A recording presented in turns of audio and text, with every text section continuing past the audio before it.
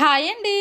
మన సబ్స్క్రైబర్లో ఒకరు ఎప్పటి నుండో వెజ్ బిర్యానీ చేయమంటున్నారు. అందుకే ఈరోజు నేను వెజ్ బిర్యానీ చేశాను. దీనికి కాంబినేషన్గా చికెన్ కర్రీ చేశాను. కొందరు నవరాత్రుల్లో నాన్ వెజ్ తినరు, కానీ మా అమ్మ వాళ్ళ సైడు, మా అత్త వాళ్ళ సైడు అలాంటి పట్టింపులు ఏమీ లేవు. మేము నాన్ వెజ్ తినేస్తాము. ఈ నవరాత్రుల్లో ఎంతమంది నాన్ వెజ్ తినట్లేదో కామెంట్ చేయండి. ఎప్పుడు చికెన్ బిర్యానీలే కాకుండా ఇలా వెజ్ బిర్యానీ చేసి చికెన్ కర్రీతో తినడం మాకు చాలా ఇష్టము. ఈ వెజ్ బిర్యానీలోకి నేను క్యారెట్లు, బీన్స్, మిల్ మేకరు, దుంపలు, టమాటాలు వేసి కుక్కర్లో చేసుకున్నాను. నేను బాస్మతి రైస్ ఏమీ తీసుకోలేదు. మామూలుగా అన్నం వండుకుంటాం కదా, ఆ రైస్ ని 1 గ్లాస్ వరకు తీసుకున్నాను. 1 గ్లాస్ రైస్ కి 2 గ్లాసులు వాటర్ వేసుకున్నాను. హై ఫ్లేమ్ లో 1 విజిల్ వచ్చిన తర్వాత మీడియం టు లో ఫ్లేమ్ లో ఇంకో విజిల్ వచ్చాక ఆఫ్ చేసుకొని ఆవిరి మొత్తం పోయి చల్లారిన తర్వాత కుక్కర్ ఓపెన్ చేసుకోవాలి. కుక్కర్ లో చాలా సింపుల్ గా త్వరగా పొడిపొడలాడే వెజ్ బిర్యానీ రెడీ అయిపోయింది. లాస్ట్ వీడియోలో మిల్ మేకర్లు అంటే నాకు ఇష్టం ఉండవని చెప్పాను, కానీ ఈ మధ్యనే తినడం అలవాటు చేసుకుంటున్నాను.